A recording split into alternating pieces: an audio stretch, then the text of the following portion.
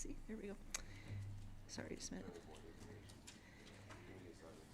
It is now 5:30 p.m. and I call to order the Grand Island Public Schools Board of Education meeting. This is the January 13th, 2022 meeting.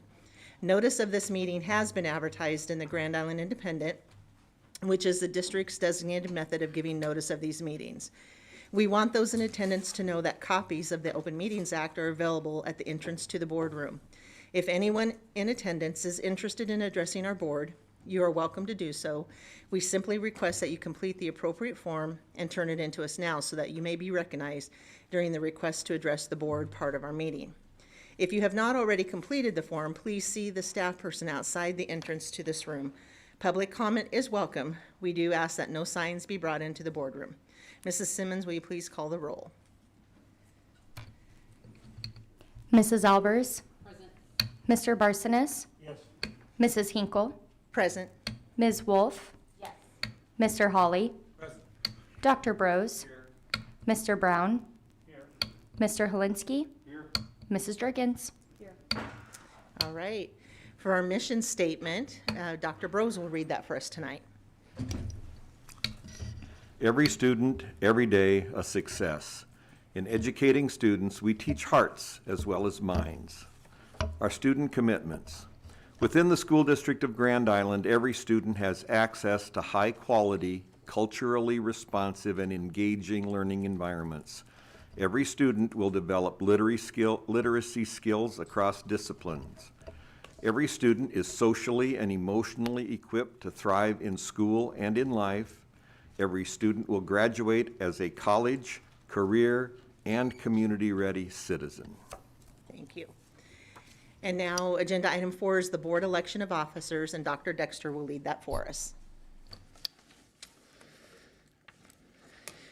I now call for nominations for the office of President of the Grand Island Public Schools Board of Education. I would nominate Mrs. Lisa Albers. Any other nominations? Mrs. Lisa Albers has been nominated for the office of President. Having no other nominations, Mrs. Lisa Albers is declared President by acclamation.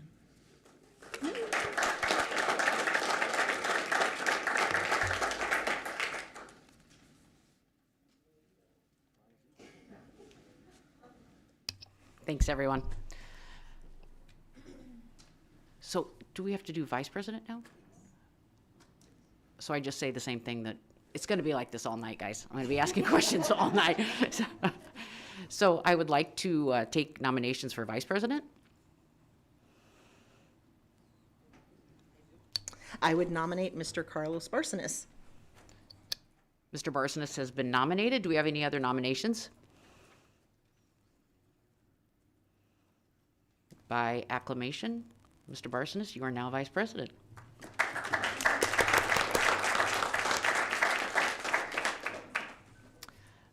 Five is policy review. Dr. Dexter.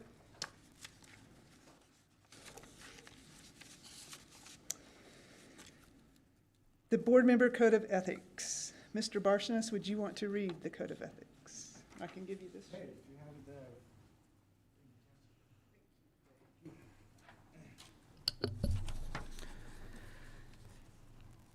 Each board member shall follow the code of ethics stated in this policy. As a school board member, I will listen, I will respect the opinion of others, I will recognize the integrity of my predecessors and associates and the merit of their work.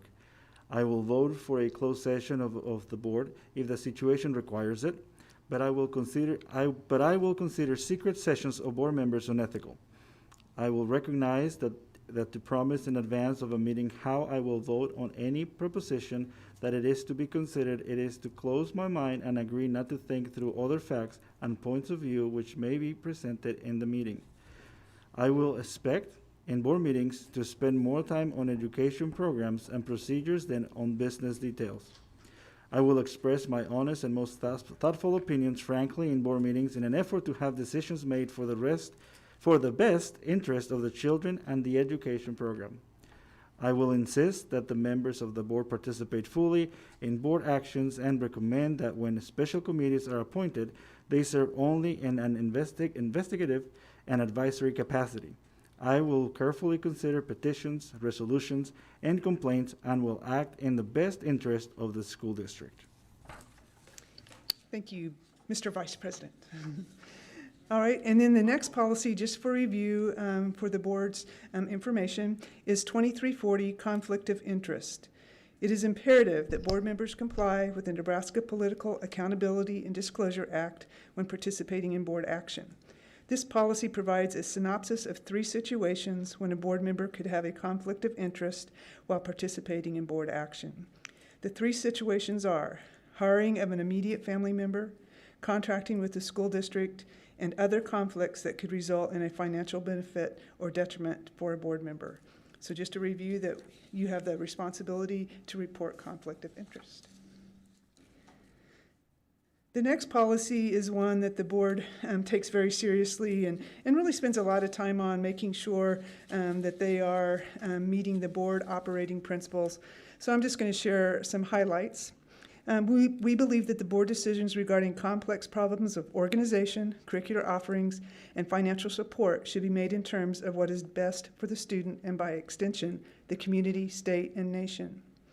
The following operating principles serve to guide individual board member interaction as we carry out the duties and responsibilities of board members, as well as to provide information to the public concerning the duties and responsibilities of the Board of Education as a collective whole. And the operating principles contain 6 components: educational advocate, process for addressing public and board issues, also includes a chain of command to guide board members in decision-making. Meeting format is spelled out in the operating principles. We have Board of Education committees. Standing committees are personnel, policy, facilities and finance, leading for learning, and governance. The board also, in their committee decisions, address GIPS needs analysis to guide development of proposals. And then board leadership, and this component spells out the roles and responsibilities of the board officers. And then Board of Education collaboration. We will formulate and express decisions as a body of 9, speaking with one voice. So that is the Board of Operating Principles, and I will pass around the sign sheet that just you are signing to say that you support the operating principles. And when you're done, just make sure that Michelle gets a copy of this. Thank you, Dr. Dexter. 7 is the consent agenda. Nope. Just a Stop. minute. Lisa, Mrs. Albers, you need a motion on the approval of president and vice president. So if you go back up.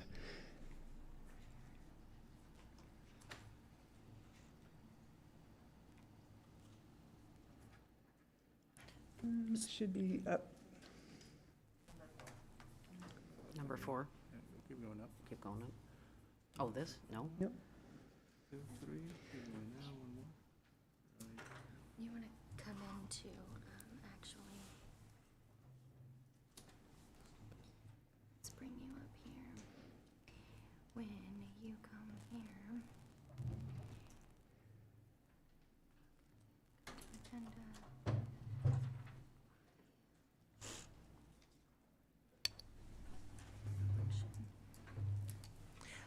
I- Does she? When you go to the, did you go to the quick view or did? She doesn't have, give me just 1 second. So in the meantime, I can make the Perfect. motion. Okay. I make a motion that Lisa Albers be elected as president to serve a term of 1 year or until the person's successor is elected and qualified. So then, Mrs. Hinkle with the motion and Ms. Wolf with the second. Okay? So, any discussion? Please vote.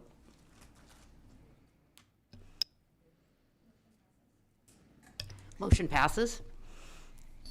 And I make a motion that Carlos Barcenas be elected as vice president to serve a term of 1 year or until the person's successor is elected and qualified.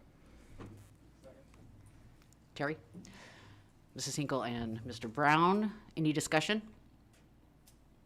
Please vote. Motion passes. Okay, Motion passes. so now go to,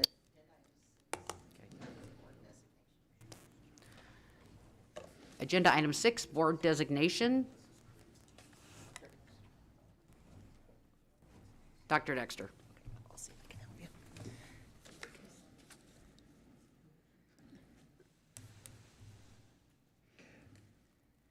This is really a formality of the board to just accept the board designations as, Does she have it now? Okay, I need you to, I just updated some permissions, and then I need I'm sorry, I didn't bring my computer. Sorry. Anybody bring any snacks? Okay, now you have it. We're Okay, good. We're okay. good now. Thank you so much. Yes. So now, you can follow along like this. So now we're gonna go into the board designations. It's not up there. I think they took it off. Did Corey put it back on? There you go. There you go. Okay. All right. Good Lord. Okay. So the board designations following. Board secretary is Dr. Robin Dexter. Treasurer is Mrs. Brenda Anderson. Board of committees assignment, and there's an attachment of all the different committees, but most specifically by statute, we assign the Leadership for Learning Committee as the Committee on American Civics, and district lead is Dr. Palmer. Dr. Brose, Mr. Hawley, Ms. Wolf, and Mrs. Jerkins are on that committee. The fund depository, Wells Fargo, 5 points, and Nebraska Liquid Asset Funds. Legal counsel, GIPS engages with attorneys based on the areas of expertise needed, such as Klein & Williams, Perry Law Firm, and KSB Law Firm. Legal newspaper is the Grand Island Independent. Method of publicizing meetings is also the Grand Island Independent. Non-discrimination coordinator is Dr. Robin Dexter, and state and federal authorized representatives are Dr. Schroeder and Dr. Dexter. So motion to approve designations as presented. Do I have a motion? I motion to approve designations as presented. Ms. Wolf and Mr. Barsonis, is there any discussion? Please vote. Motion passes. Thank you, Dr. Dexter. I think that's it.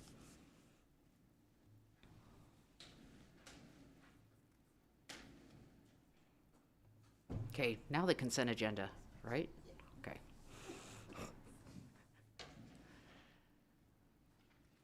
Seven point one, minutes from the previous month's meeting. 7.2, acceptance of agendas from standing committees. 7.3, claims as submitted. 7.4, staff adjustments as submitted. 7.5, treasurer's report as submitted. 7.6 is policy. 7.6.1, 2215, board membership on final read. 7.6.2, 8312, excessive absenteeism on final read. 7.6.3, 7310, standards adoption on first read. 7.7, approval of agenda as submitted. Does anybody have a conflict? Where is that?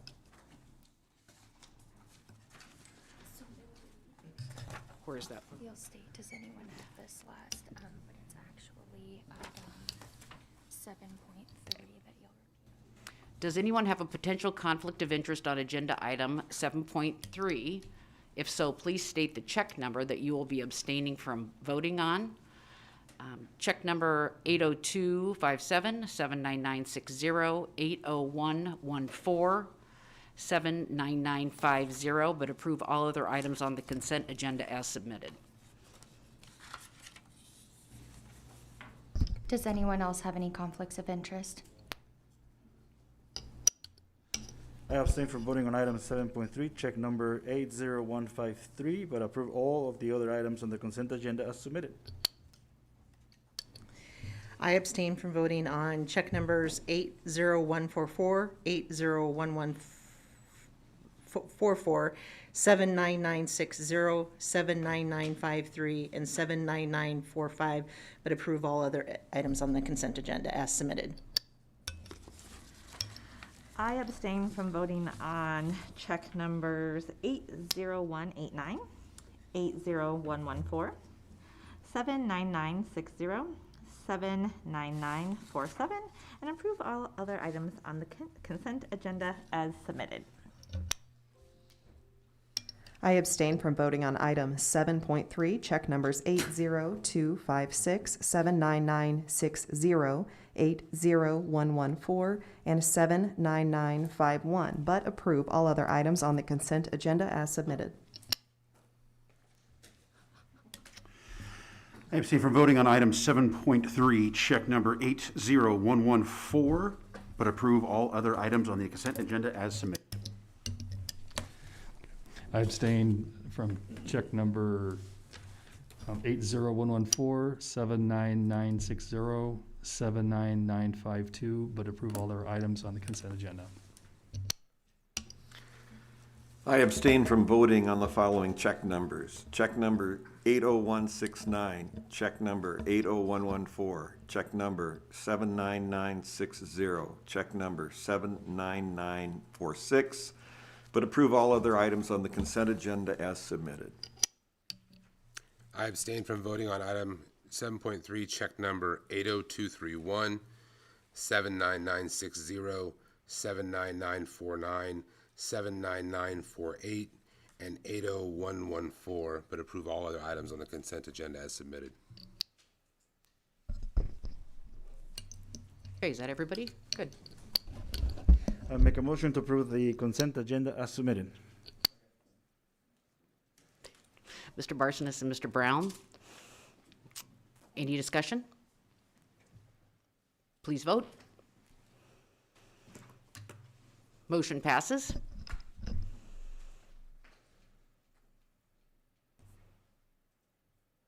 I'm getting there. All right, our next item on the agenda is campus highlights. This is one of our favorites. So 8.1 is community connection with Heartland Health, Walnut Middle School, and Mr. Rod Foley. Hello, Mr. Foley. Hi, everybody. How are you guys today? Good, how are you? Excellent. Thanks so much for giving me the opportunity to share some amazing things that are happening with Walnut. Really connected in with our strategic plan and our critical care issues. Let's see here. Am I showing up yet? Here we go. Good. So just wanted to share an exciting opportunity that we have at Walnut, excuse me, to connect with one of our community partners, Heartland Health Services, and they help provide mental health therapy, behavioral health therapy for our students. And that opportunity really came out as we had the opportunity through our continuous school improvement grant. We had some additional funds that were available based on the way that the budgeting went, that we needed something to do with it. And as you remember, our demonstration school work was really rooted out of that root cause analysis of what we needed. And we made those goals in language arts and math that helped us reach that demonstration school status. One of the other pieces of information that was really critical, the data confirmed that we needed more exhaustive mental health services and supports for our Walnut students. So I said, hey, Dr. Dexter, I have a pile of money and I need help. And so we went to work, and Dr. Dexter is amazing. You guys really need to know what a treasure we have with her support here in our district, because she was able to get us connected with Heartland Health and really develop a plan to bring in support for our students in the building. So this opportunity is not for them just to have access to therapy. It's access for therapy inside of our building where they don't have to leave. They miss less school time. They have direct service connection, and sometimes even when they need it in a moment's notice too, kind of thing. So it's been a really great, wonderful opportunity. We started last year, and we started with 3 days a week. And we found very quickly that we needed more, and have been able to raise that level of service to 4 days a week for our building. And right now, Heartland Health is on our scene. Our therapist, Heidi Baldwin, is ill, couldn't be here with us today, but she works through a caseload of students. She averages about 5 students a day that she provides direct service for. And then she works hand in hand with our student support team. So our counselors like Jamie Brantos and Shane Campbell and Jeff Westerby and Julie Schlachter, our social worker, who are all working hand in hand with students, working on those daily mental health issues that they deal with, and family issues that we know are oftentimes hard on them, to help them to be engaged in the instructional part of the school day. They're able to be there to support them. And then with that therapy in hand right here in the house, we've been able to do a lot of really wonderful things and provide that as opportunities. The great thing is that it's not just like, hey, let's just chat. The therapists set measurable therapy goals for families and for students, so they don't work just with the student. Oftentimes when it's necessary, they'll bring the family in too. And then they work those goals and adjust them as necessary. You know, the great news is sometimes students work through those issues and then they don't have to use that opportunity anymore. And then sometimes as they become more integrated, then they're able to escalate that service to the next piece and add additional services and pieces to those families. So it's been a really wonderful opportunity for our kids. And the benefits are really very real. Number one, we've seen increased attendance and engagement of the students who have been involved in direct therapy with our therapists. So we think that's really important.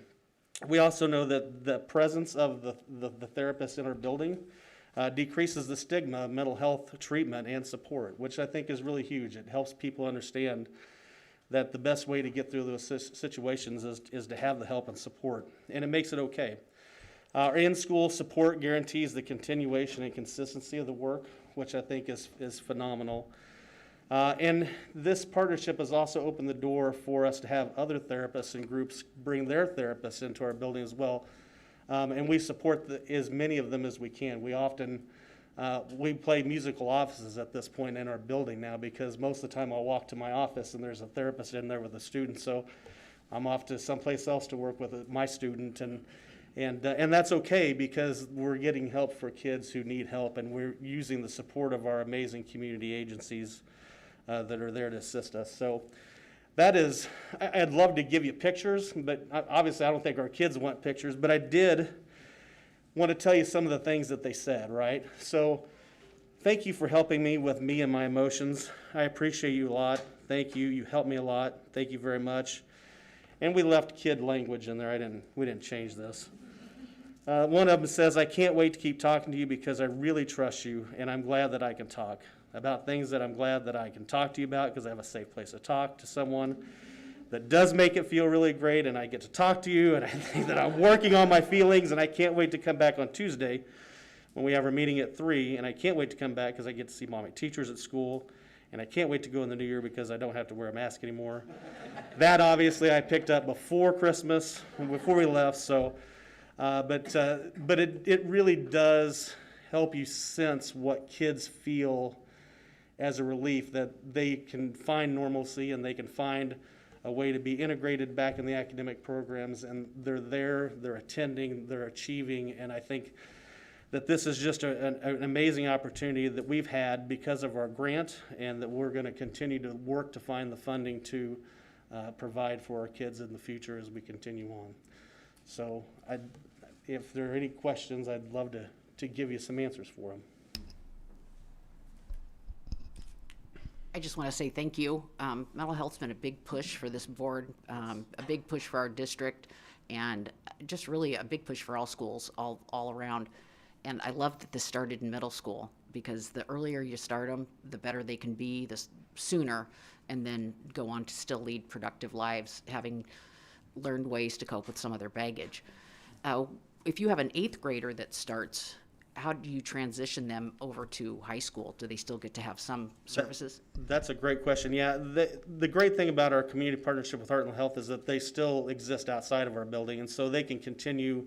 They have continuation plans on how to transition those students as they move away from Walnut, either to another therapist or however they work through that care plan that they've developed. That's good to hear. Any other questions? Mrs. Jergens? I also want to say thank you. I think this is amazing. And can you tell us what sort of parental response have you received? Are parents saying they're thankful for this and Well, appreciative, I'm assuming? Yeah, they are very grateful. I mean, a lot of our parents, they want to have the tools to provide for their students, and we know that jobs make that, you know, my job would make it tough for me. You guys wouldn't love for me to leave in the middle of the day to take my kid to an appointment. I mean, you would probably support that, but the idea is that it makes it accessible, and it makes it accessible in a way that makes it easy for families to support that. And so the overwhelming support from parents has been great. They are very pleased that their kid can get the help they need, and they also can be involved in that as well. So.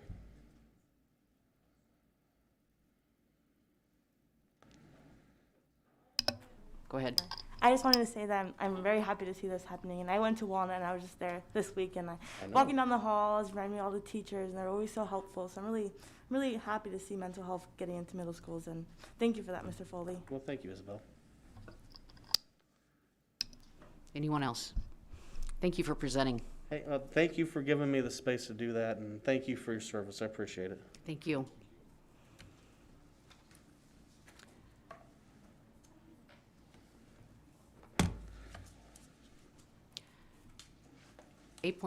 Fifth grade students will be presenting original poetry from the CKLA Knowledge Poetry Unit, Stelly Park Elementary.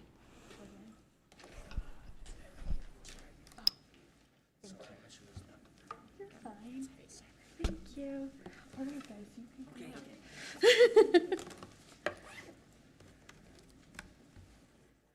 All right.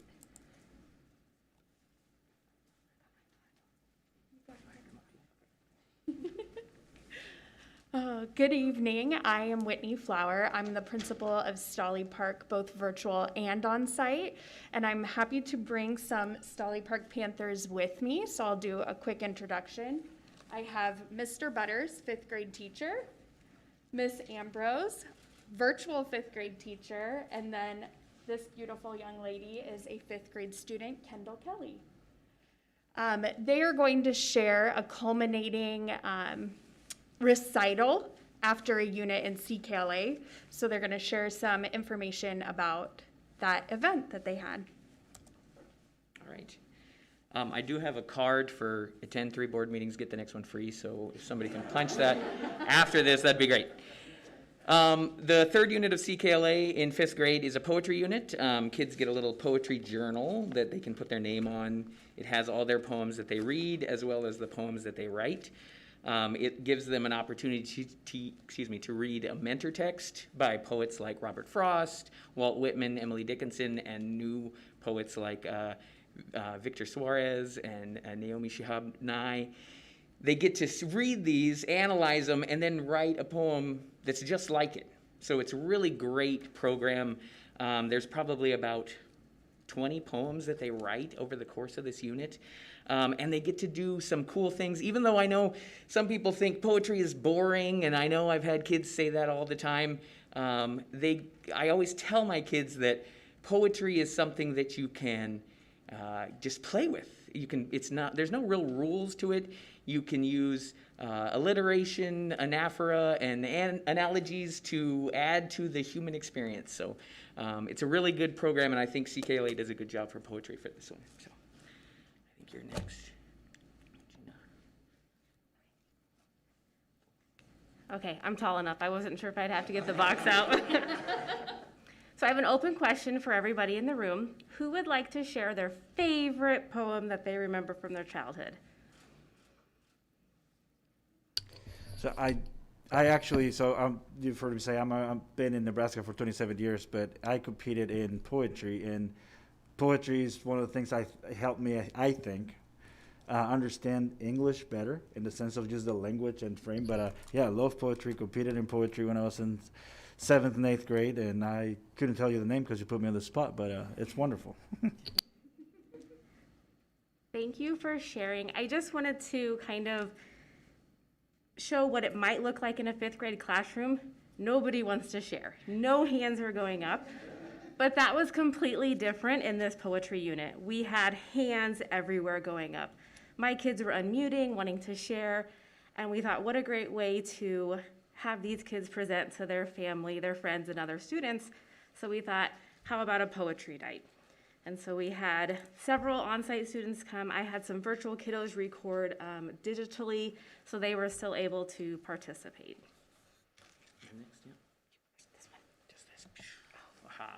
So in order to make it a little more exciting, I, as many of my things do, I asked my wife. So she has a poetry club up at the high school, and she has a group from the Nebraska Writers Collective in Omaha who zoom in and talk to the kids, help them with their poems. So Greg Harries and Tyler Jacobs from the Nebraska Writers Collective zoomed in, read a couple poems, and then listened to poems. We also had some high school students who are in the poetry club, Olivia Schultz, who's a junior, and Caden Renner, who's a senior, come and read some of their poems. And then as you can see kind of in the picture, our little Zoom panel behind Andrew there has got some virtual kids, some virtual parents who logged on to watch as well. And then of course we had a full house as well. So let's see. So without further ado, first up is Kendall Kelly reading one of her poems. And then I think we have after that a virtual student reading one of their poems. So. Getting Older by Kendall Kelly. In somewhere dark I lay, starting as something you can't even see. Soon I'm in this wonderful world, thriving with glee I do. Soon enough I'm putting weight on my 10 little toes, step by step to my dad, holding tighter and tighter to my mom's warm, soothing hand, as I stumble once or twice. I made it one step at a time, through my graceful life. Fun times, bad times, good times, and sad times. Making friends, some of the best. 11 years I am today, growing and rowing through my life like nobody else, to later start a family of my own.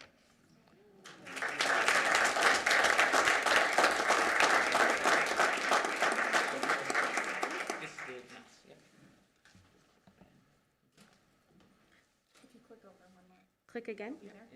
Oh, okay. Oh. Hold on. Gotta unmute. I'm sorry. My poem, The Bunny. It's okay, we'll pause it. The I should bunny. know this stuff. The bunny was so fluffy, soft, and cute. Okay. 1 second, we want to give Catalina her fair. Make her famous. Yes. Okay. Hi, my name is Catalina, and I'll be reading you my poem, The Bunny. The Bunny. The bunny was so fluffy, soft, and cute. I was scared to get close. I could tell the bunny was scared too. But then as I got closer, it ran away. But if I could say something to it, I would say you are so cute and the most fluffiest thing on earth. You are the most beautiful, whitest bunny ever. Even whiter than the Easter bunny. You are such the perfect size. You could fit in my palm of my hand. Bye, Catalina. Bye. Hope you enjoyed.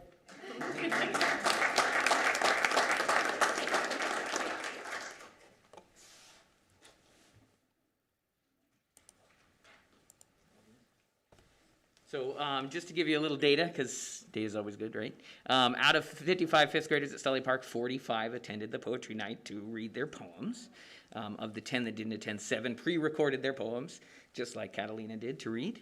You want to speak to the virtual engagement? Since Gina tracks her engagement during virtual, that gives us some more data. Yes, and as you can see here, week 10 is when we started our poetry unit, and the engagement was amazing.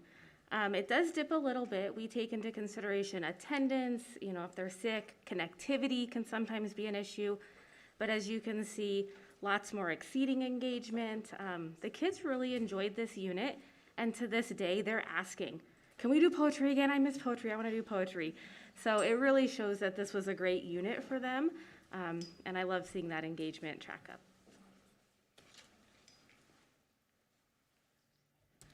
All right. That is what we have for you guys. Do you have any questions? Mr. Helinski? First of all, Mr. Butters, I want to know where you shop because I want that sweater. Second of all, Kendall, what is your favorite part about all this? If you had to pick just one or two things, what would you pick? Probably just like reading other people's poems and showing them out to the class. I liked having other people's opinions about it, like when they raised their hands. Okay. Were you one of the kids that thought poetry was boring before you did all this, or were you into it right away? I really like poetry. It's probably my favorite unit so far. Okay. Well, thank you for sharing that. I'm a former Panther myself, so anytime Stolly Park comes in here, I got a little nostalgia going on, so thank you.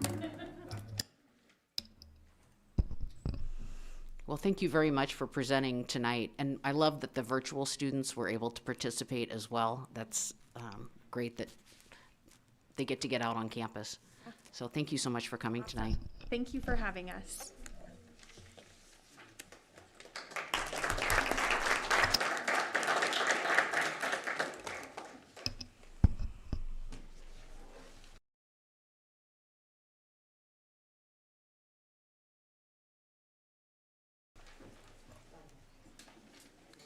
Agenda number 9 is request to address the board.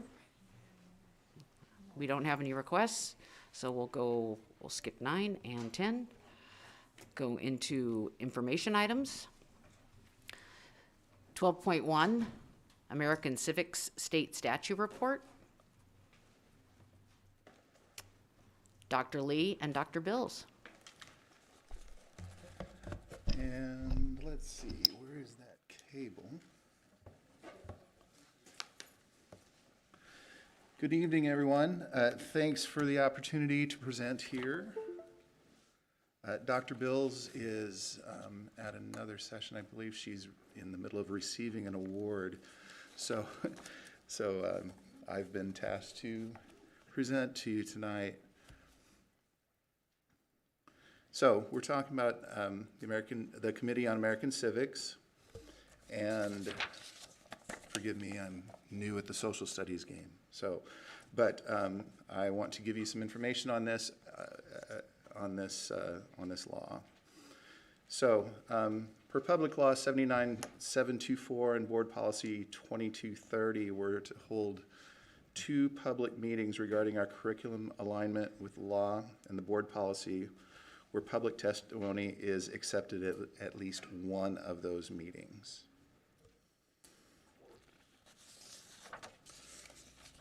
The first requirement of the law is to ensure that the social studies curriculum that is used is aligned with the social studies standards.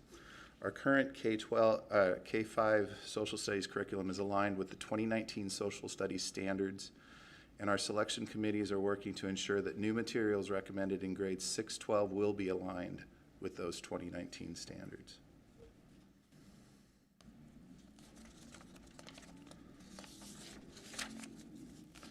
One of the primary purposes of this law is to ensure that social studies instruction is not merely teaching students to recite important events and dates related to American history. Rather, it stresses the services of men and women who played crucial roles in achieving independence, the establishment of our constitutional government and preservation of our union, incorporates multicultural education, and instills pride and respect for our nation's institutions. The law also requires that our curriculum is made accessible to the public and contains reference to PL 79724. You can see from the image that we've provided here, this is a snapshot from our website, our district website, so it's currently posted on the website as it looks.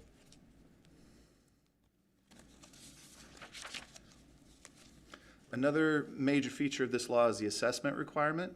Our curriculum incorporates the third option. As you see here, the first option is administrative or written civics test.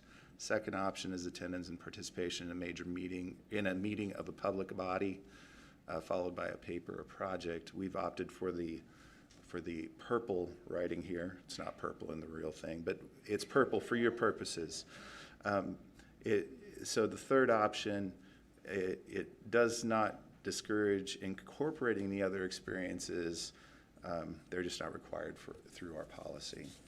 And the project, as you can see, it's completion of a project or paper on the following people or events. So we've got George Washington's birthday, Abraham Lincoln's birthday, Dr. Martin Luther King Jr., and birthday, Native American Heritage Day, Constitution Day, Memorial Day, Veterans Day, and Thanksgiving Day. The law stresses that our social studies curriculum includes and adequately adequately addresses the contributions of all ethnic groups related to the development and growth of America into a great nation, the contributions through art, music, education, medicine, literature, science, politics, and government, and also the contributions through the military.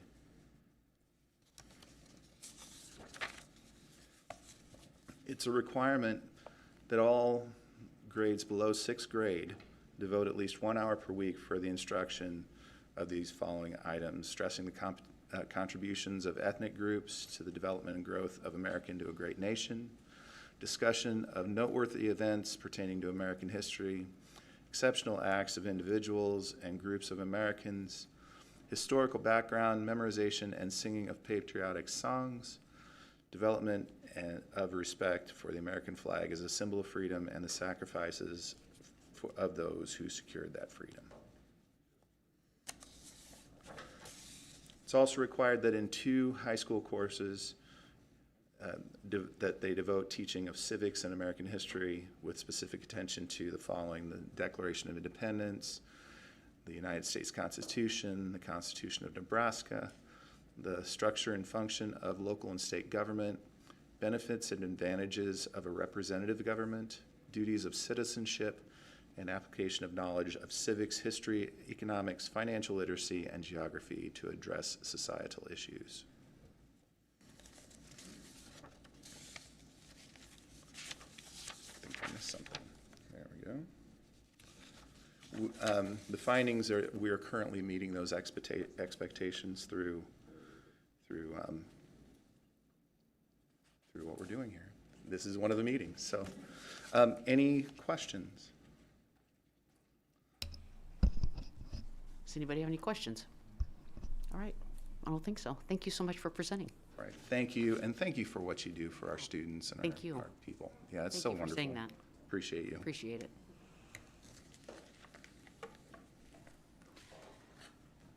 Next is 12.2, Tri-City Alliance Ascend Internship. Dr. Palmer, and Mr. Court, and Jessica Schroeder.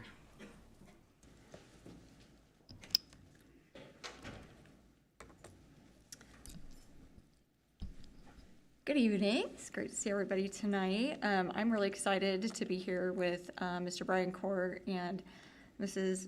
Jessica Schroeder to talk about a partnership that we've had with Hastings and Kearney Public Schools and developing the Ascend Principal Pipeline Program. We're pretty excited about it.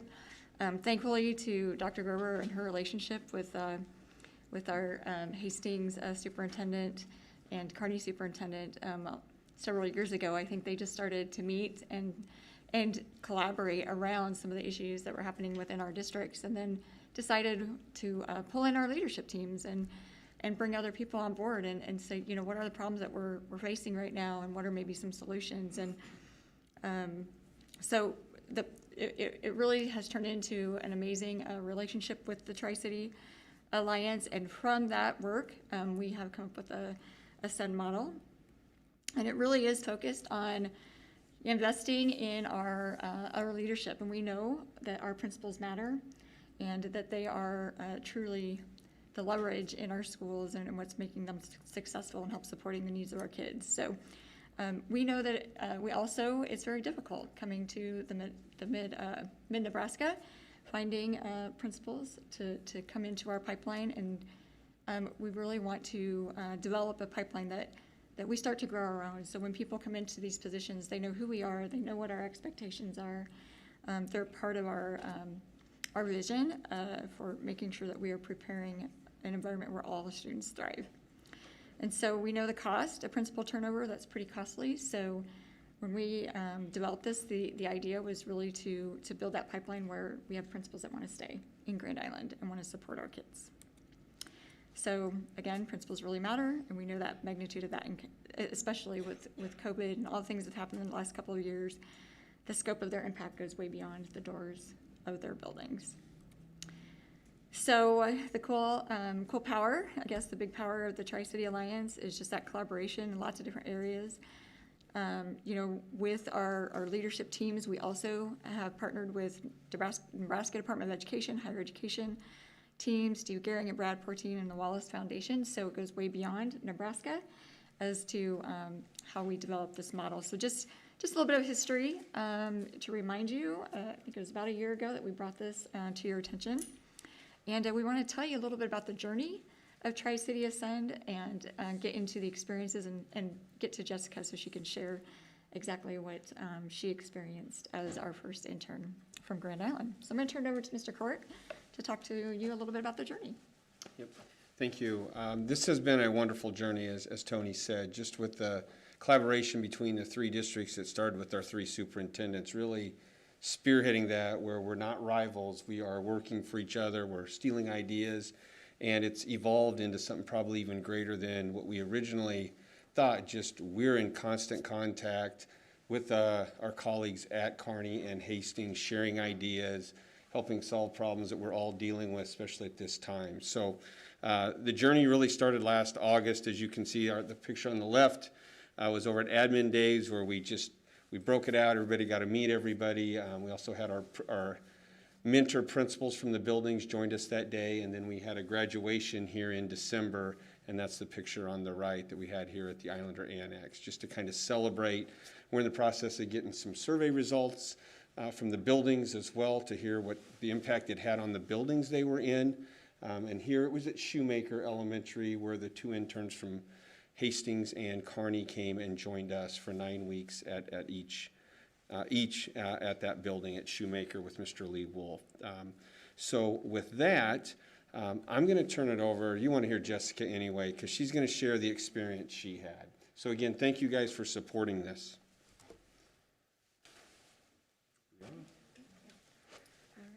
Hello, I am Jessica Schroeder, and I am the Grand Island Public Schools intern for the first Ascend. So thanks for letting me come and talk to you about this tremendous opportunity that I was able to participate in.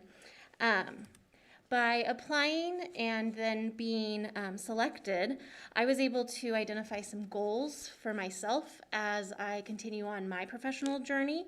I definitely wanted to continue to grow as an instructional leader. And really being able to have that wider school lens and looking at it through that principal's eyes instead of maybe the teacher's eyes or the coach's eyes like I see it. And then continuing to build those positive relationships and that networking. I was able to meet some exceptional educators, and I was very blessed to work with two amazing principals. Kara Beckenhauer from Hastings Public Schools. She is the principal at Lincoln Elementary, and she was my first placement when I went. I actually started in July with her, and I went through October. And then I transitioned in mid-October to Kearney Public Schools, Northeast Elementary, and I was able to work with Kathy Gunderson. And just both ladies, I tell you, they are tremendous, and they do a lot of great work for kids, and I was blessed to be able to work with them. So I have just made some key things that I was able to participate in. I broke it down into when I was at Lincoln Elementary and then also when I was in Kearney at Northeast Elementary. As you can see, these are not even all of the things that I participated in, just a few highlights. Beginning the year in Hastings was a great opportunity. I was able to see how Mrs. Beckenhauer started the year, those beginning of the year meetings, and how important her role is to set that climate and culture for learning. I was also able to participate in their PLCs, and they do a 15-day challenge within those PLCs, and I was able to go to all the grade levels and help participate and gain some understanding of that. I also was able to participate in their MTSS process, their positive behavior support system team meetings, and they also have a core team meeting that I was able to be a part of and gain some new perspectives and bring back some great ideas. Obviously, moving into the principal role is a little bit of a shift. As a teacher or a coach, we use those teaching standards. As a principal, you actually go in and use those leadership standards. And I just picked out a couple that I felt I really was able to be a part of. So the continuous improvement leadership standard, I was able to participate in Hastings' reading initiative. They were working on small group instruction and really focusing in on those foundational skills, K2. I was able to participate in their planning time. And then also they had a K2 representative group that I was able to participate in as well. And then another leadership standard was that culture for learning, which going in at the beginning of the year, I was able to really see how Mrs. Beckenhauer set that up from day one, but then participating in those different teams and having those high expectations for students and supporting the teachers really set that culture for learning. And then in October, I moved to Northeast Elementary with Mrs. Gunderson. Again, I did similar activities there, but I also was able to do some different focuses as well. In Kearney, one of their main focuses was that social emotional learning, and they had a specific time of day that the teachers carved out for that. They also did weekly memos to families about some key characters or key things that they could work on at home that they're also matching with what's happening in the classroom.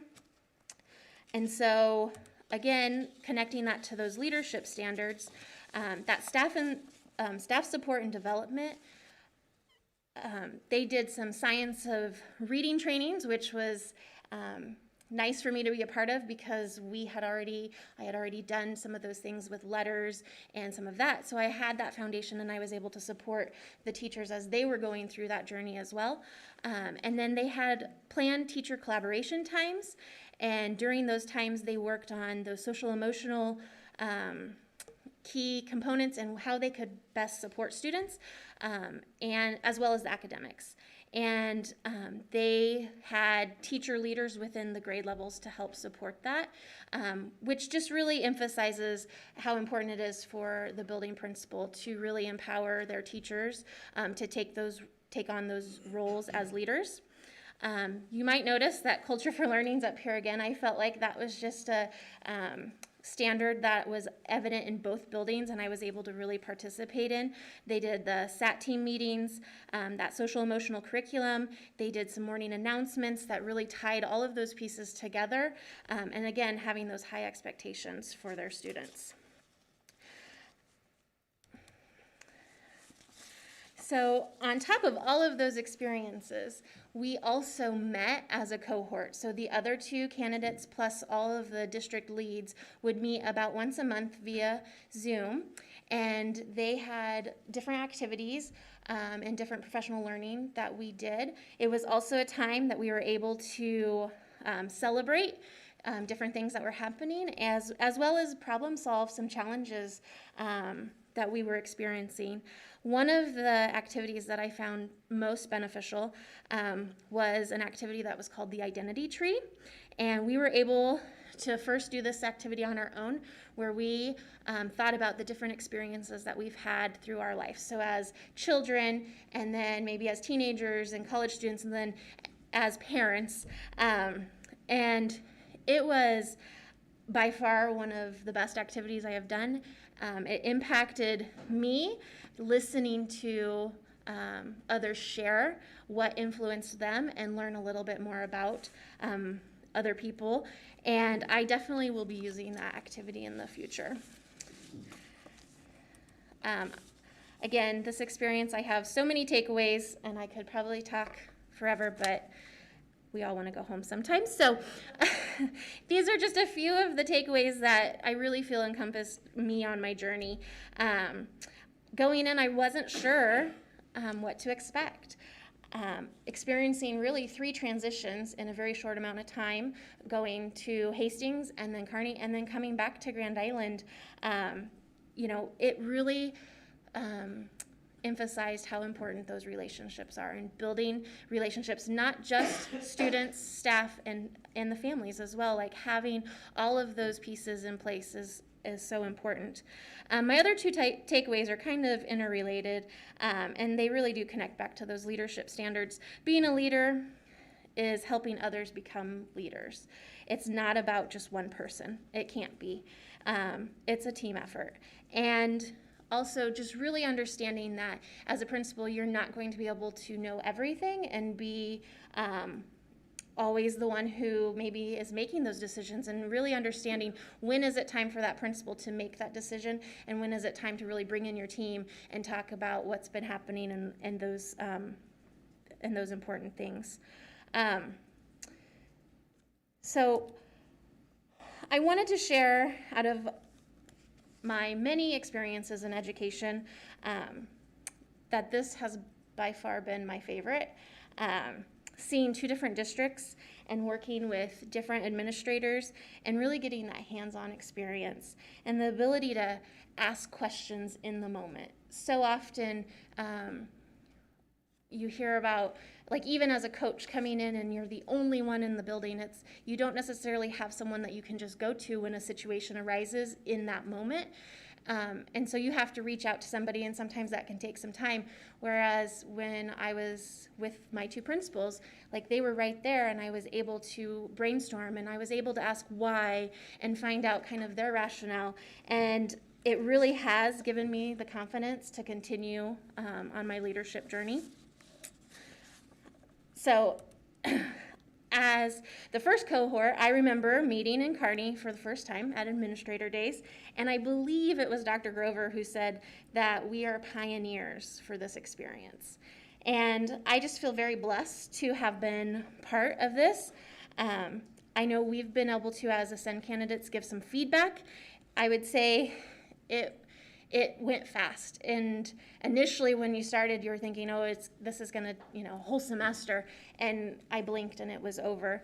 The other thing that we gave feedback, and the candidates and I have talked about, is we wish that we would have connected maybe a little bit sooner on that personal level. We now reach out to each other, and we're emailing and calling each other all the time. So we wish that we would have probably started that a little bit sooner. But I do believe that this is a tremendous opportunity for the districts to invest in our leaders. I do want to thank the Board of Education for your support in this opportunity, Dr. Grover for all of your time and effort with the other superintendents, and also Dr. Palmer and Mr. Court for answering all of my numerous questions throughout the process. So thank you for your support and planning for making this happen. Thank you, Mrs. Schroeder. Thank you, Jessica. And for those of you that don't know Jessica, she's been in our district for how many years? 15 years as a teacher and instructional coach. She's at Stolly Park right now. She's been a great leader, a great asset, to our schools as well and our students. And so just want to applaud you. This was a sacrifice to actually engage in this process. I mean, she gave up her current position to travel to other school districts on a daily basis, and I don't think you missed a day, so that's pretty crazy when you think about taking this chance, taking this risk, and putting yourself out there. Like, I don't even know what this experience is going to be like, and until you get in it, there is no training in the college level that can prepare you to be a principal. So having that experience and hearing you share actually that learning as it relates to those leadership standards is really important. It also gave us some feedback on, what are the things that we can do to make it even better as we think about those leadership standards that really create the impactful, that create our impactful leaders, right? So how do we continue to grow that? I included here just some quotes from our other 2 interns that experienced at Grand Island Public Schools. A shout out to Mr. Lee Wolf and the Shoemaker staff. I mean, they welcomed our interns into our district. They attended our meetings, things like that as well, and really gave us some great feedback about Grand Island Public Schools. So I wanted to share those with you tonight.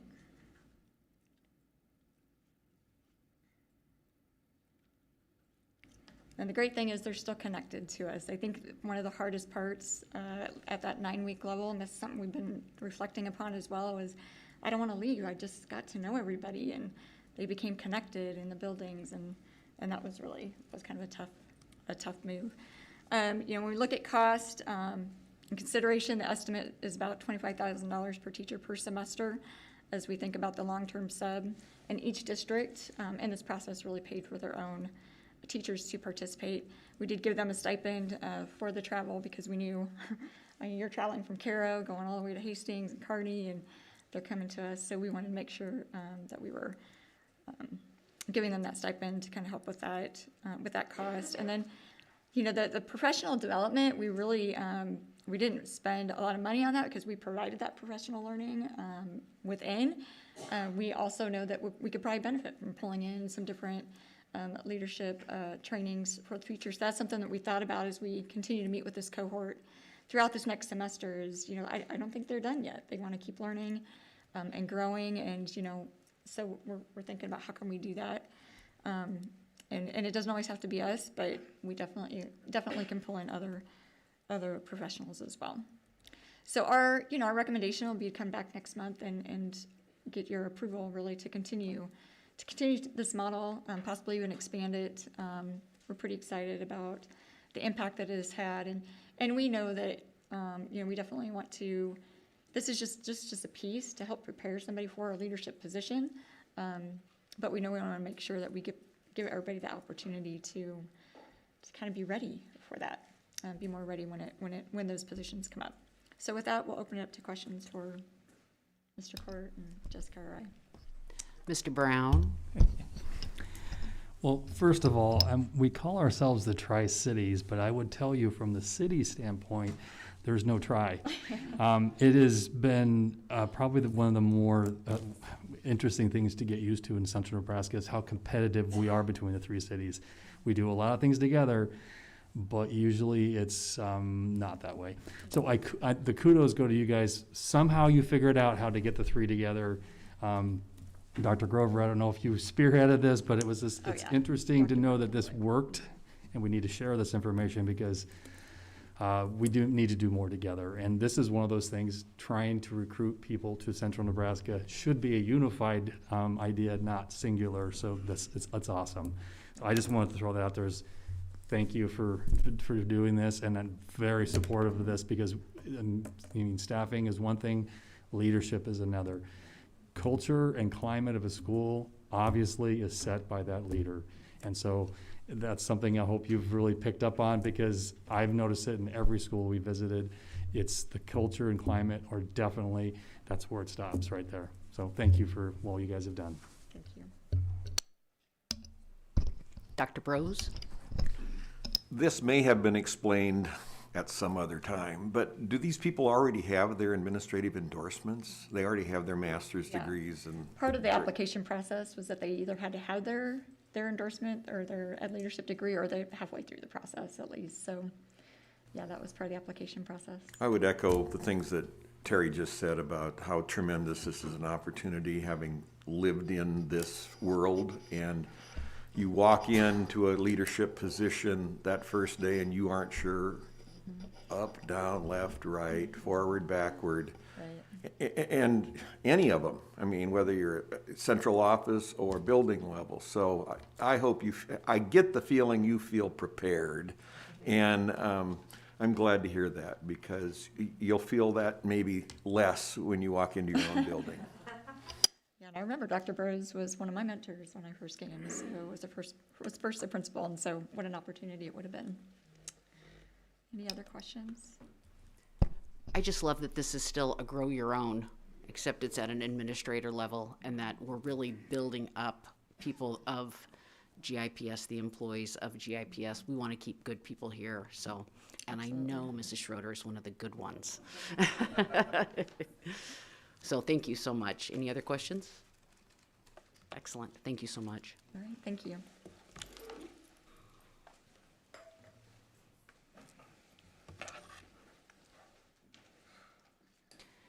.3, Canon, Moss and Associates, PC, Gates Elementary. Mr. Petch?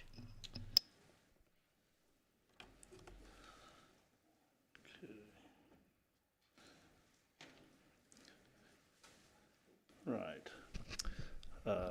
Thanks, President Albers. Get used to that best I can.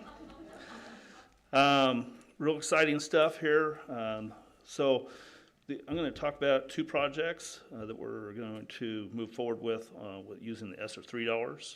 The first one is Gates. And so I kind of just snapshotted the important piece of this 20-page, kind of contract, so we don't have to go all the way through it. But this is all revolves and comes down from our master agreement with Canon, Moss, and Berger. And so this single specific job contract is for Gates Elementary for the additions and remodel for that location. And so based off of our scale that we have set up for compensation, this one is for 6.49% for that project. One thing about these scales is they actually go down if the dollar amounts are larger on the projects, although the bottom line amount is larger. So for Gates, that's that one. It's moving along pretty well design-wise. And I did make a mistake last meeting when I said that Gates was going to be ready to go out for proposal in March. Actually, Gates is going to be in April. And then the next one I'm going to talk about here is senior high, and that one's going to be the one that's March. So again, same thing, different contract, different location, Grand Island Senior High for the additions and remodel on the north side of that building, as well as the security vestibule work that we'll do at both those entrances. And so that percentage is 7.07% for that project. I've got one other one that we're working towards too, and that's to be the HVAC upgrades that we're going to do at Knickerham Elementary. So more to come. So I'm bringing this just for information tonight, and will come for approval next month. So with that, I'll conclude my information. And got any questions? Any questions? So you covered 12.3 and 12.4, didn't you? Yes, I did. Do you want to stay up there for the construction update, 12.5, or was that the update? Well, the update is, just like I said, we're hoping to be ready to be out for proposal in March for the senior high project, and then go another month and hopefully be ready for Gates in April. Just gonna, with the caveat that Gates is very complicated, and so we'll see how this design piece goes. So, and as we do these projects, we go up for proposal, then we'll fall back and come through with our next future projects that are on our ESSER 3 list. I don't have any ongoing projects to report. We're done for the ones we've got. So with that, I'll conclude. And again, any questions? No punch list? What do you call them? You know, why do you say that? Because, yeah, I was walking punch list at the OLC yesterday. It was a nice day as we were outside. So, yeah, we're still working punch lists. Okay. It was a term I got used to. Well, any questions? All right. Thank you, Mr. Petch. Thank you. 12.6, Student Representative Report. Ms. Isabel Prada Gomez. Update on tardy policy. In order to reach our 95 attendance rate when graduating, the tardy policy has decreased the number of 4 or more tardies from 167 to 55 from the first week to now. Positive support and implement actions are happening in order for these students to increase their attendance. Administrators are having conversations with these students in order to help them decrease in tardiness. Activities. The Islander varsity girls swim team won the triangular against Pius. The varsity boys bowling team also won Tuesday. Islander show choir premiere took place last week and it was very successful. Today, the girls basketball teams will be playing against Lincoln Southeast. The basketball boys reserve teams will also play against Central Catholic as well. Tomorrow, the varsity bowling team will have a duel against Lincoln. Varsity wrestling girls will attend an invitational at Ord High School. Girls wrestling has been doing very well with 5 wins with medalists placing from first place to sixth place. All boys basketball teams will play against Lincoln Southeast on Friday as well. There will be a swimming and diving varsity invitational at Lincoln High School. There will be a Hall of Fame induction Friday at 7 p.m. as well. CNFL speech happens this Saturday at Gish. Approximately 30 schools will be attending and competing in the speech tournament. Student Council will be focusing on Kindness Week from the week of the 14th to 18th in February. We'll plan an activity for each day of the week to spread kindness. Speech. Ann Martinez placed third in poetry at the Creighton Prep Tournament. Unity Council is planning to commemorate Martin Luther King Jr. Day, presenting a slideshow on the TVs around the school and working forward to honor Black History Month with posters around the building. National Honor Society. The members have finally been paired with the newcomers and will begin inviting these students to their classroom, basketball games, soccer games, theater productions, and other activities as the year progresses. Last week, I started my ISP after lots of planning, the Links Library Club at Lincoln Elementary. The first few meetings have gone well. All students are very excited and are still surprised that I'm a senior. Today, our conversation revolved around materials they wanted for our art project. Louder Than a Bomb Poetry Club was introduced the world of publishing works to our journals. The Academy of Business and Communication Advisory Board met Wednesday and discussed the skills rubric for job readiness and discussed how these skills can be incorporated into skills early onset to improve the likelihood of being hired. Campus highlights involved the Advanced Financial Management Pathway, participation in the Junior Achievement Stock Market Challenge, placing 7th out of 230. Around 260 schools participated and around 1,000 students as well. Another very fun aspect in the financial world for these students in this pathway is a gamified lab version of budgeting, where students can compete with each other and see who has the highest credit score. The Islander is a newspaper online, and it has its own newspaper online. It is accessible for the community, and the Islander gathers the latest news from Grand Island Senior High and is available via subscription. The staff features 5 reporters and 1 editor. The Superintendent Student Advisory Council, a group of former Warner students and I traveled to Warner and met and ate lunch with students. We discussed the importance of being involved as a freshman and the readiness to access clubs and organizations. Students had questions about the hallways, class, and scheduling. 2 other groups attended Bar and Westridge middle schools and also had deep conversations regarding the transition from high school, the academies and pathways, as well as academic activities. Students expressed a high interest in APs and dual credit opportunities. Mr. Gilbertson would like to facilitate more of these events in the future. Approximately 20 8th graders were involved. I also wanted to mention how powerful being an Islander is. My sister is a graduate of the class of 2016 and has become a substitute teacher. She will start substituting next week and has already invited me to have lunch with her. And then the COVID-19 update. So prior to today, some students were concerned with reaching the 10% threshold. As you know, masks would be temporarily mandated at the high school level for 2 weeks. I'm happy to say that I have personally not witnessed anyone being bullied for choosing or not choosing to wear a mask prior. It appears that we have maintained a successful and respectful environment regarding the new recommended mask protocol. Lastly, I would like to say that I appreciate all the board members in this room and their dedication to making our schools a happier and better place every day.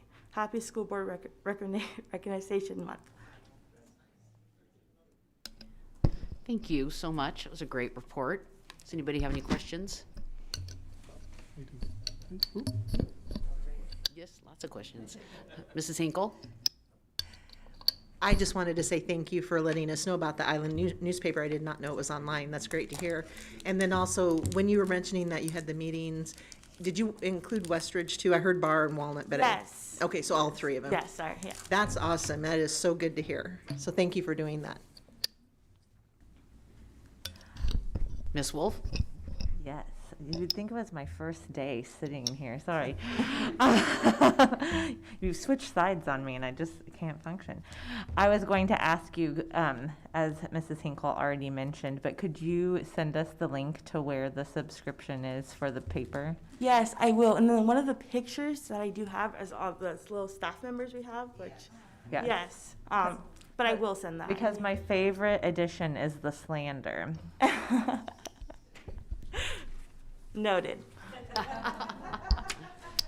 Mr. Brown? Yeah. I was just gonna ask about your attachments here. You didn't go through the pictures. I didn't know if you wanted to run through those real quick. Yes, please.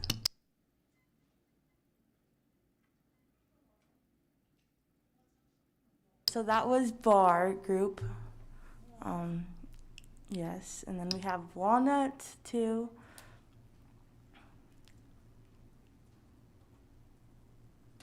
And I try not to scare them with the questions too much, but.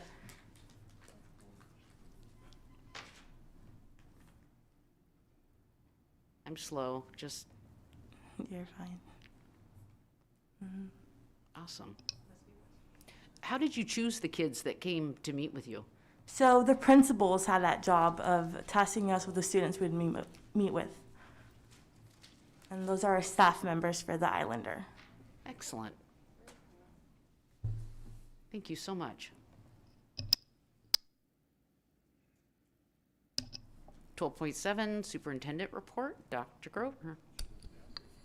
Thank you so much. I was at Westridge.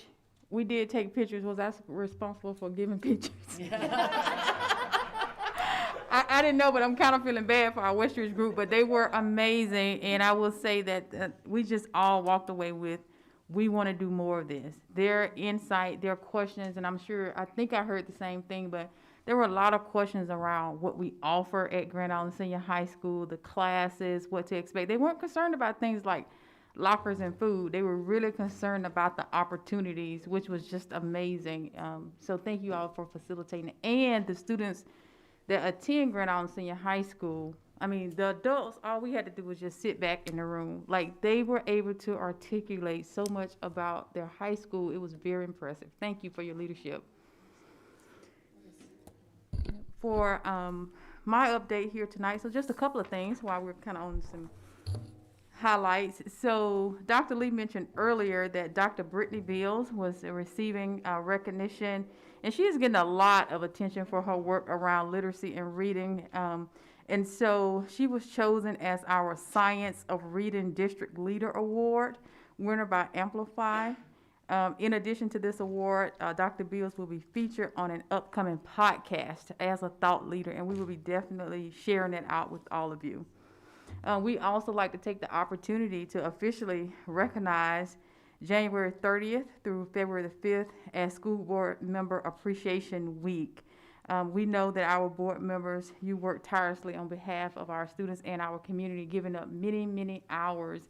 We didn't even try to add them up because we didn't want you to really know how many hours you actually spend with us here in the school district and just making an impact at the local, state, and national level. So thank you so much for your dedication. We are truly grateful to have your leadership in the way that you continue to make sure that we uphold our mission. Thank you for your service. As I move into my last and final report for tonight, this is going to be a pandemic update. I'm going to ask Mr. Gearhart from our pandemic team to kind of come out. As we've been doing throughout this process, kind of sharing some data points with you. But as we get started, we were certainly excited for a new calendar year, and we are on our way into this new semester. As we continue to move through this school year, this is also another chapter of the pandemic.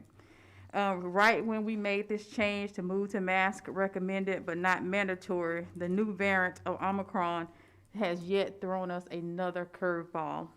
So we'll be sharing here shortly a look into the data that we are seeing in our buildings regarding medical illnesses and related absences. As you can imagine, with Omicron and other influences like the flu have hit us hard as they have school district-wide. Just as I was sitting here, an alert kind of hit my phone in regards to the number of schools that are going virtual, that have gone virtual because of this spread. What you will see within our own data here in Grand Island Public Schools is pretty staggering as we look into the current state of things in our district in terms of the Omicron, just the virus, but also the impact to staffing, nursing demands, and other illnesses that our students are facing. And I do want to say that again, as we work through this on a daily basis with our pandemic team, our main goal is to make sure that we keep our buildings open for in-person learning. So with that being said, we've always wanted to be transparent with our staff, students, and community.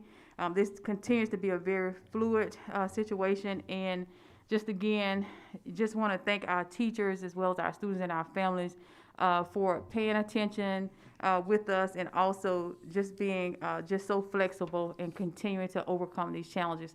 So I'll have Mr. Gerhardt at this time just kind of walk us through some data, and I'll come back with some additional updates. Thank you. Okay, thank you again for having me up here this evening. Was looking back through the report. I got to skip a month of doing this, just one, and we were comparing some of the data, and I think this is the central, I mean, you see this, you recognize it, it's the Central District Health Department's dashboard. The case count that they have, and this was actually yesterday at about 3 o'clock when they do they only update it 3 times a week.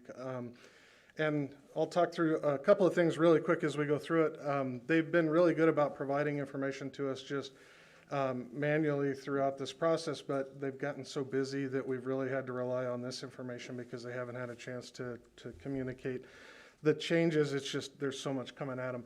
One thing to note on here, we've exceeded 1,100 cases per 100,000 in a given week. Actual case count in the community, 870 in the last 7 days. And then that positivity rate at 58%. And when you think about that, it means if you have COVID-like symptoms and you think you need a test, there's a 60% chance you're going to test positive. So, and that's for a number of factors. One of them is test availability, and we'll talk a little bit about that as well. When we look at Nebraska and the Hall County data, this is just going back 60 days, so you can kind of get an idea of what the change looks like as this new variant has come in and really taken hold. You'll see that Nebraska is outpacing Hall County by a little bit here, but really when you think back to that last slide when there's 58% positivity, it means that there's under ascertainment in the community.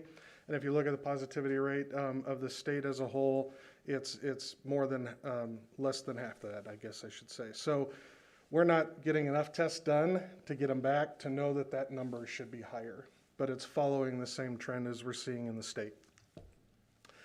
This gives you an idea of what we look like compared to all time. So when we go back to the beginning at March 2020, you see, remember Hall County had that huge spike right at the beginning, and then we leveled off, and then we just followed Nebraska for the next wave that was in through last winter.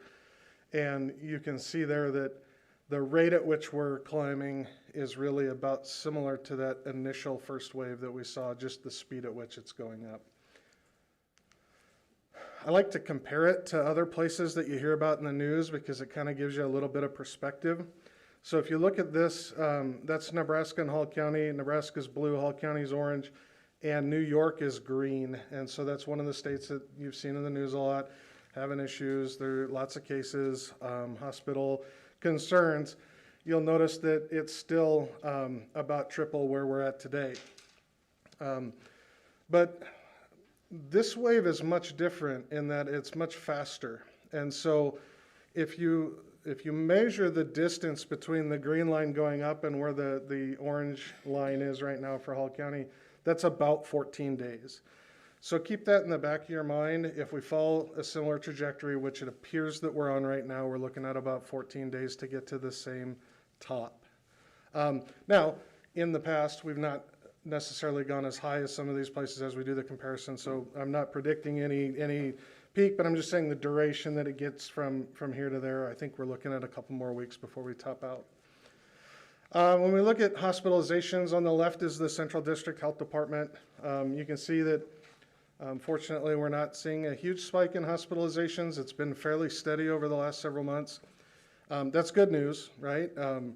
If we get a lot more cases and hospitalizations, but remember again, hospitalizations lag, so you still got a couple weeks before you start seeing the hospitalizations go up, and then the ICU care and unfortunately the deaths lag again another 2 to 3 weeks after that. On the right is the state hospitalization dashboard, just to give you an idea. They're kind of feeling the same thing.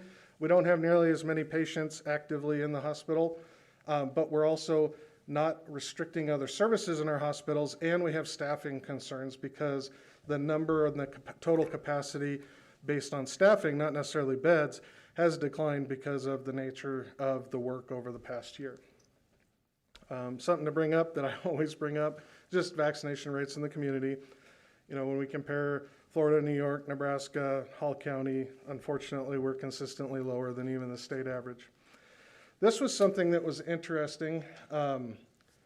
This just shows the likelihood of hospitalization in Nebraska with Nebraska patients throughout all of 2021 based on whether or not you were vaccinated and whether or not you were boosted. So if you're vaccinated, you're 11 times less likely to be hospitalized, and if you're boosted, you were 46 times less likely to be hospitalized. This statement kind of gets thrown about as we talk about the big picture. Well, it doesn't affect kids, not nearly like it affects adults, right? But unfortunately, when we look back last year, the people much smarter than I am, the doctors at UNMC put together a study, and it basically said 3 months later after being tested positive, and they tested and they asked the kids who tested positive, they asked the kids who tested negative to fill out this survey. And what they found was 14% of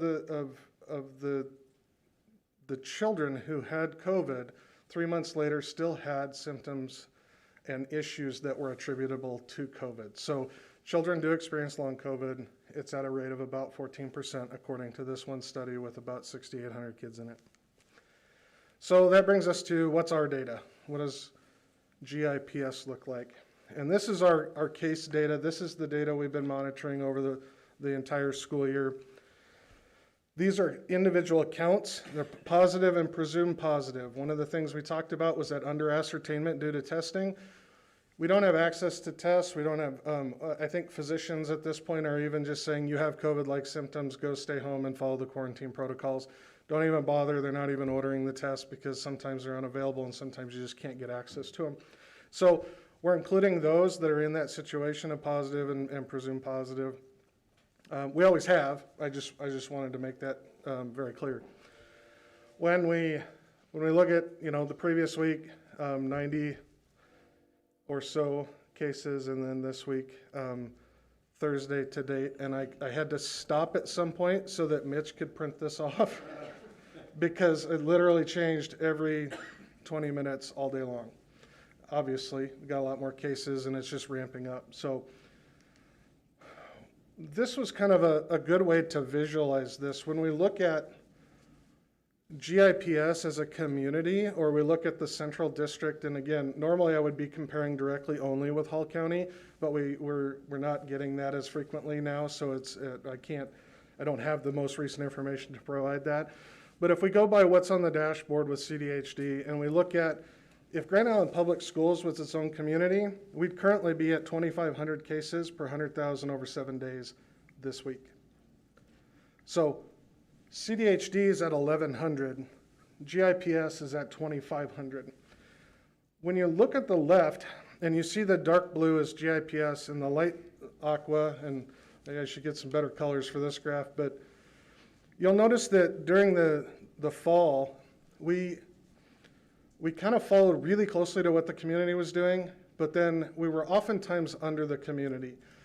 So what that tells us is that with the original Delta strain, with the wild strain, et cetera, we were able to use these layered protection measures to get us underneath or right at the same level as the community. When we look at the case counts that came back, understand that those students already were infected when they came to us last week. But once we made the crossover and we started tracking, and then we watched what happened throughout last week and this week, and the speed at which it happened was just intense. You read about it, but until you start seeing it, living it, and experiencing it, you don't understand it. When the dark blue line crossed the light blue line, that went from, these are cases that are coming in from the community, we're at the community case rate, to we believe these are cases that are being transmitted within the schools. And it's evidenced by ask any nurse how their days have been over the last 4 days. So the November to January comparison, It's all there. I mean, the last 7 days, we've had 315 new cases. Total confirmed cases year to date is 902. This shows our absences. So again, the dark blue lines or bars represent students absent for illness. So that's, we have it confirmed, we know they're positive with COVID, or we know they just have influenza, they're just ill. That's a different code. Or they have a medical documented reason that they're not at school. Those three combined, those three reasons equal the dark blue bars. And when we look at those and we watch what happened in January, everything prior to January here, we were right at 2.5%. 2.5% of our kids on any given day would be out for illnesses. We're up to 9.1 district-wide. That's that top number. The light blue line is the number for any reason. Like, this is why are kids out just for any reason, and including illnesses. And right now, today, that number was 14.2% of our students were gone for and not in school. And then, of course, I did have to stop looking at it because Mitch made me. The numbers on the bottom, 8 is the number of schools or programs that we were monitoring for attendance that exceeded our threshold, and we asked to mask up earlier this week. 8, the other number, is the number that met the threshold today, and we'll be sending out letters. So we're at 16 schools or programs out of 23. This is students out of school, just a different way to look at the other graph. This breaks it down by those quarantine codes. So if quarantine's sick, we know that you're positive, presumed positive. Light blue is just ill. You're not sure what's going on, but you're not feeling well enough to come to school. You need to be excluded from school. And then the students that are in the med.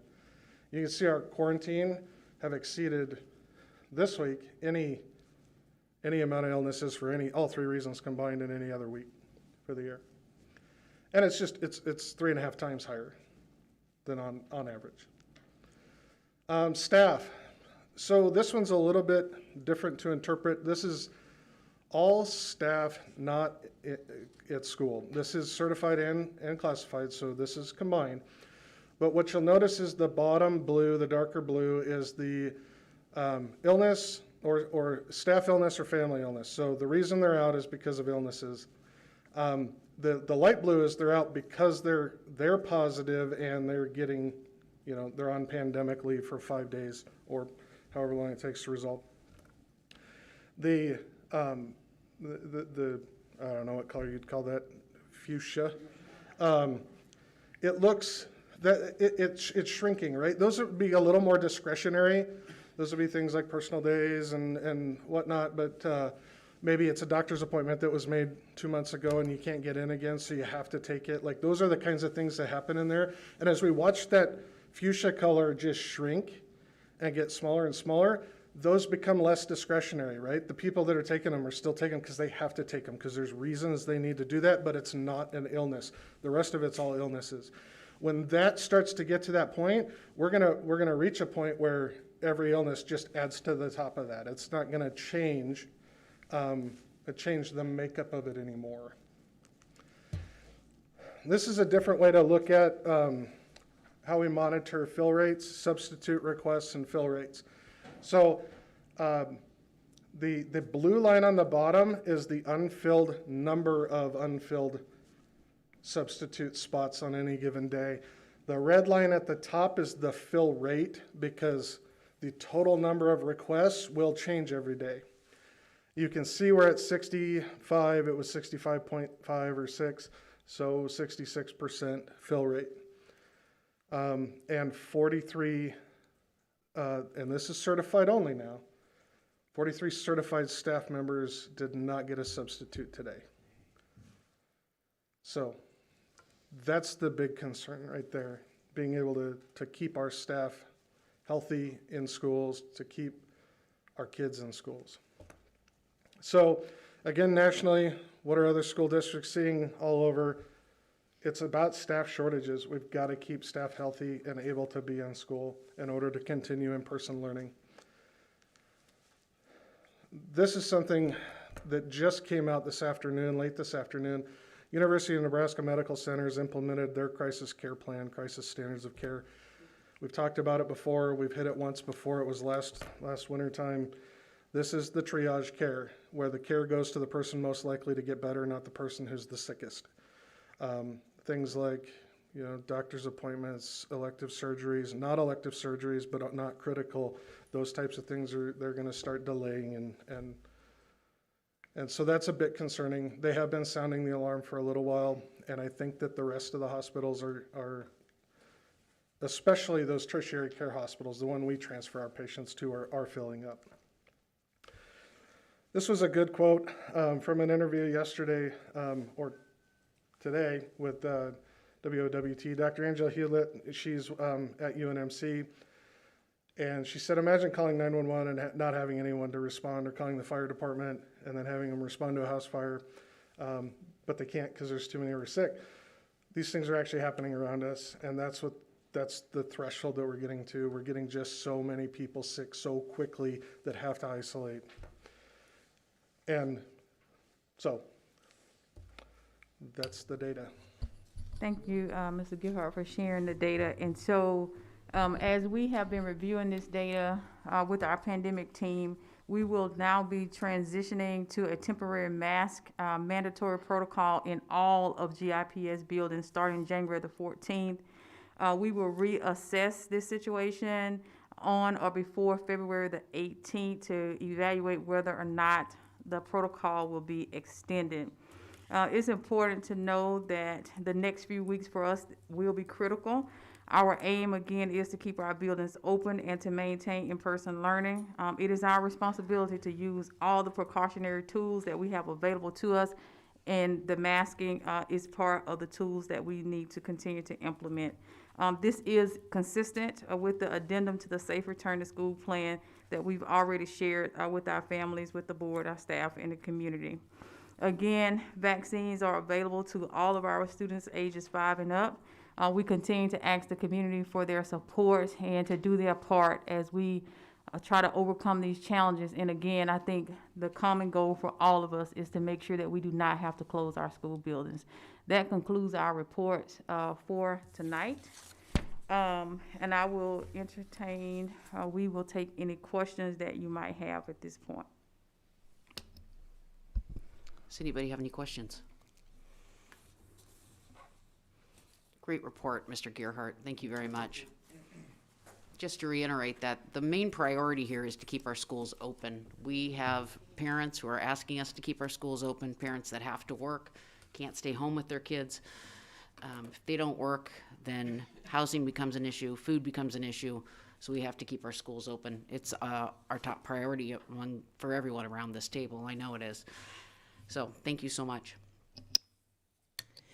And I think something important that Mr. Gerhardt shared with some of us earlier this week is that, you saw how steep the climb was going, and that putting the mask back on, we know that people are still going to get it, but we're hoping to at least have that curve go, or trajectory, I guess, go a little bit like this, so that we can keep schools open. And we hate to do this, but it is the right decision. So thank you for everyone who's working to gather that information, and to the school nurses, bless your hearts. We just have to try. We have to try this. Okay, on to action items. 13.1, GISH eSport proposal. Mr. Martin and Mr. Gerhardt.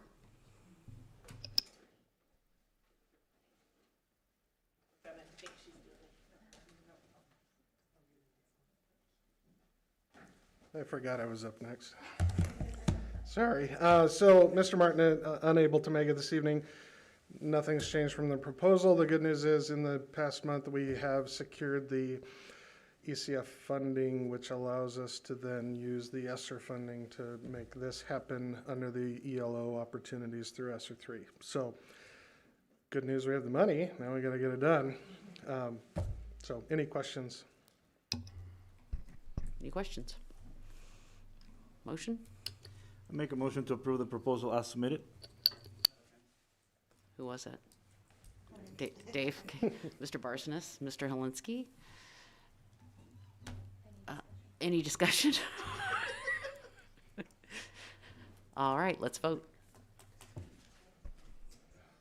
Right? Okay. Motion passes. Thank you. 13.2, Lobbyist Contract. Dr. Schroeder? Howdy, folks. I'm here seeking approval for renewal of the school district's legislative lobbyist contract. The contract for services has been reviewed by the Facilities and Finance Committee and by the Board of Education as an information item at the December board meeting. Grand Island Public Schools has employed Angela Amack as a lobbyist for the school district since 2009 on matters of interest before the Nebraska Unicameral. Since the 2010 calendar year, the district has entered into 3-year agreements with Mrs. Amack for her services. The contract has not changed since it was presented to you and reviewed last month. Do you have any questions that I can answer for you? Any questions? Motion? I move to approve the lobbyist contract renewal for 2022, 23, and 24 as submitted. Second. Mrs. Hinkle and Ms. Wolf. Any, why am I not remembering this discussion? Okay, let's vote.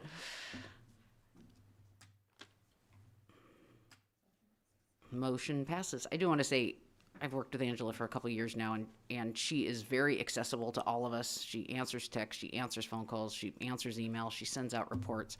So she's a keeper. She does a really nice job. And 13.3, 3-year contract renewal with the Ombudsman, Dr. Dexter.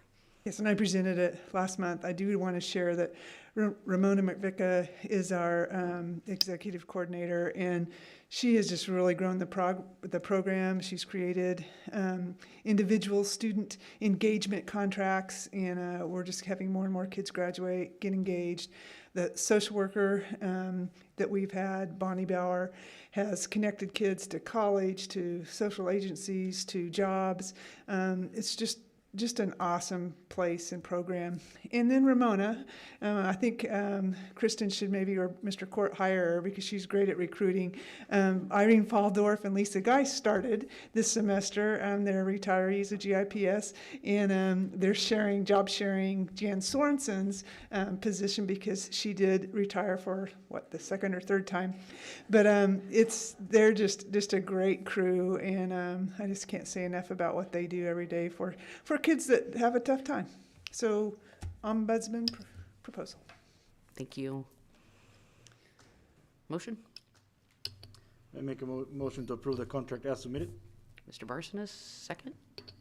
Mr. Brown, discussion? Please vote. Motion passes. Thank you, Dr. Dexter. 14 is reports. 14.1, Grand Island Public Schools Foundation report. Mrs. Juergens? Yes, I will be reporting on the Grand Island Public Schools Foundation notes. The Foundation's online scholarship application went live on December 1st. Students will be able to apply for 160 scholarships through this one application. The application is due February 9th, 2022. Please mark your calendars. At their January board meeting, the Foundation Board will induct new board members Tom Bedner and Yvette Engelhaupt. We will say goodbye to board members Dr. Connie Allen, Kim Jensen, and Pam Price. We appreciate their service. We will celebrate board service and particularly Dr. Connie Allen for her 9 years of service on February 16th at 6:30 p.m. Invitations will be sent to the Board of Education members. Additionally, the Foundation hosted a new board member orientation session on Wednesday, January 12th.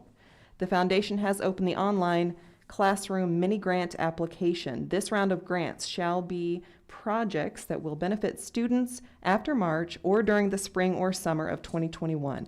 Classroom grant requests will be accepted through February 1st. The Foundation awards mini grants in 2 rounds on an annual basis. Mini grants are designed to fund educational opportunities for students that are not available through the school district's general budget. The Foundation is gearing up for a busy spring. The annual staff campaign will begin in March, and scholarship review will begin in late February. Anyone who would like to volunteer to be part of the scholarship review is welcome, as long as they are not related to a GISH senior this year. I have done this before. It is really great. I do recommend taking the time to do it if you have that time to give.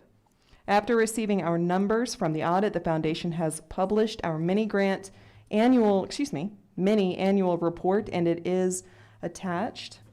The foundation board will have the following business before them at their January 19th, 2022 meeting: a memorandum of agreement between GIPS and the GIPS Foundation for information only, election of board members and board leadership for 2022, and 2022 grant scholarship distribution percentage from invested funds. And that completes the GIPS Foundation report. Thank you, Mrs. Jerkins. 14.2 is the NASB monthly update, and you can all look at that, and I encourage you to go to their website too. There's a bunch of good information there. 15, notification of upcoming meetings. When is that meeting, Michelle? You're so good. The meeting is Thursday, February 10th at 5.